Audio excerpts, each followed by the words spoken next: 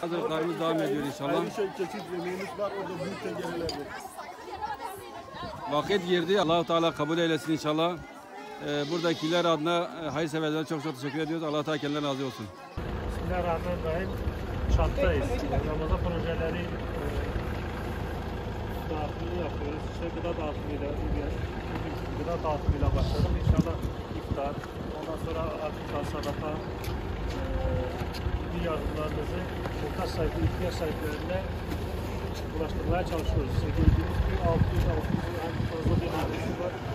Yani gerçekten mağdur, gerçekten de gözünü sevdiğimizde bunları bize emanet ettiğimiz inşallah sadakalarınızı, akikalarınızı, yardımlarınızı bunlara yerine ulaştırmaya çalışıyoruz.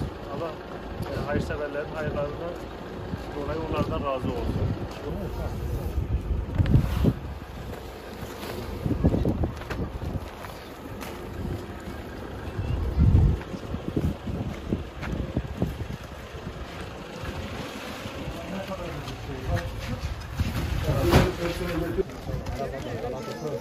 Bismillahirrahmanirrahim. Afrika'da Ramazan projeleri dahilinde gıda yardımı yapmaya devam ediyoruz. Gıda paketlerini Afrika'da ihtiyaç sahiplerine vermeye çalışıyoruz.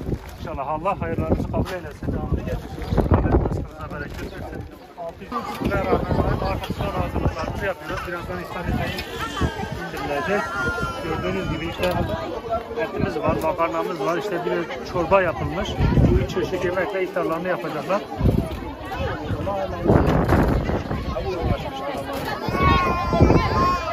Selamünaleyküm.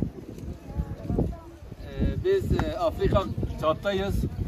Buradaki Müslüman kardeşlerimizle beraberiz. Maşallah her birisi bir cengaver, ümmetin geleceği. İnşallah hayırseverlerimizin göndermiş olduğu fitreleri, sadakaları ülkelerine dağıttık ve Kur'an-ı Kerimler dağıttık. Şimdi iftar için hazırlık yapıyoruz. Gıda kolilerini dağıttık bunların evvellerine. Allah-u Teala hayır sahibinden razı olsun inşallah. Amin. Hocam bir el sallayalım.